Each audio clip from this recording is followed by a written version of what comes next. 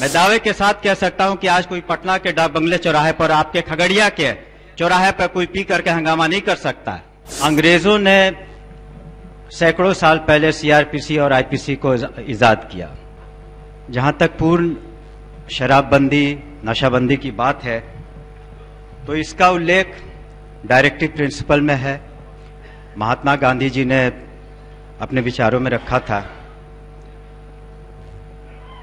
लेकिन पूर्व की जो शराबबंदी थी यहां और वर्तमान शराबबंदी है, उसमें सबसे बड़ा फर्क है माननीय नीतीश कुमार जी का पॉलिटिकल विल का।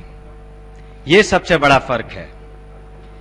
उन्होंने महिला सशक्तिकरण और एक स्वस्थ समाज की परिकल्पना की और इसी उद्देश्य से शराबबंदी, नशाबंदी यहां लागू की गई। पूरे सदन ने सर्वसम्मति से इसका समर्थन किया। करोड़ों लोगों ने मानव श्रृंखला में अपना साथ दिया। इस संबंध में बहुत सारे विचार और टिप्पणियां की गई शराबबंदी के बारे में इस सदन में, मीडिया में। कहा गया कि पैरेलल इकोनॉमी है, कालाबाजारी है। इसके अतिरिक्त, मेरी बातों को सुन लें, इसके अतिरिक्त राजस्व की हानि हुई। इन सभी बातों का हम जवाब जरूर देंगे। देखिए, अंग्रेजों ने सैकड़ों साल पहले सीआरपीसी और आईपीसी को इजाद किया, लेकिन उसके बावजूद भी आपराधिक घटनाएं घटी और आज भी घट रही हैं। तो जब भी एक्ट लागू होता है तो ऐसा नहीं है कि समाज के सभी लोग उसका पालन करते हैं। समाज में ऐसे लोग हैं जो उसका पालन नहीं करना चाहते हैं अपने व्यक्तिगत कारणों से, फायदों के कारण से। तो इस कानून का भी कुछ लोग उल्लंघन कर रहे हैं। लेकिन गौरतलब बात यह है कि हमें यह देखना है कि एक्साइज विभाग और पुलिस डिपार्टमेंट के लोग क्या कर रहे हैं। तो मैं आपको आश्वस्त करना चाहूंगा कि पुलिस डिपार्टमेंट और एक्साइज डिपार्टमेंट बिल्कुल समन्वय के साथ काम कर रहा है।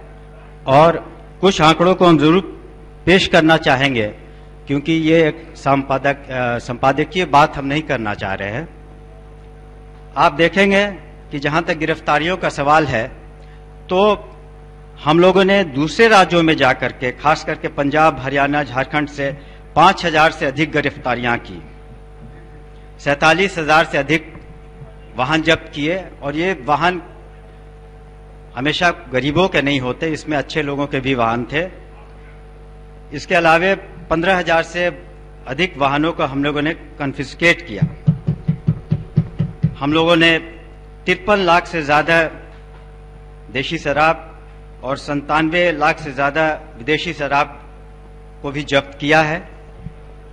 और हमारे इरादे इस बात से स्पष्ट है कि हाल में जो पटना के बाईपास में जो शराब की बरामदगी हुई थी, अब निर्णय लिया गया है कि उसी गोदाम में, अब उसी जगह पर अब थाना खुलेगा।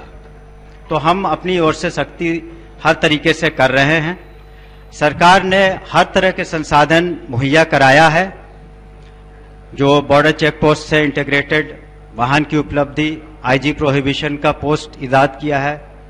जो सूचना तंत्र है, आज सूचना तंत्र है, उसे हम सुदृढ़ कर रहे हैं। जो कॉल सेंटर है उसको और रेस्पॉन्सिव बना रहे हैं। तो ये तमाम कार्रवाइयां सरकार कर रही है। अभी कहा गया कि ये पुलिस के या प्रशासन के संरक्षण में हो रहा है।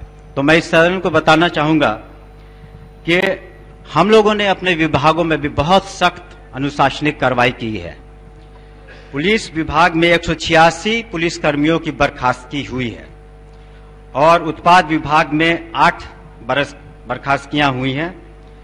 और ऐसे 60 एसएचओ हैं जो 10 वर्ष तक अब दोबारा थाना प्रभारी नहीं बन पाएंगे। तो मैंने समझता है ऐसा कोई भी विभाग होगा जिसने 4 साल में इतनी ज्यादा सख्त कार्रवाइयां की होंगी। तो सवाल ये नहीं पैदा उठता है कि किसी तरह की अनुश्रवण में कमी रही है या हम लोगों ने जोरदार कार्रवाई नहीं की है। कुछ दिन पहले जैसा कि अखबारों में आपने पढ़ा कि गोपालगंज के बहुचर्चित कांड में निर्णय आया, आजीवन कारावास हुए, फांसियां हुई। और ये निश्चित है कि महिलाओं में एक सुरक्षा की भावना उत्पन्न हुई है। मैं दावे के साथ कह सकता हूं कि आज कोई पटना के डाक बंगले चौराहे पर, आपके खगड़िया के चौराहे पर कोई पी करके हंगामा नहीं कर सकता है। महिलाओं में सुरक्षा की भावना उत्पन्न हुई है, निश्चित रूप से।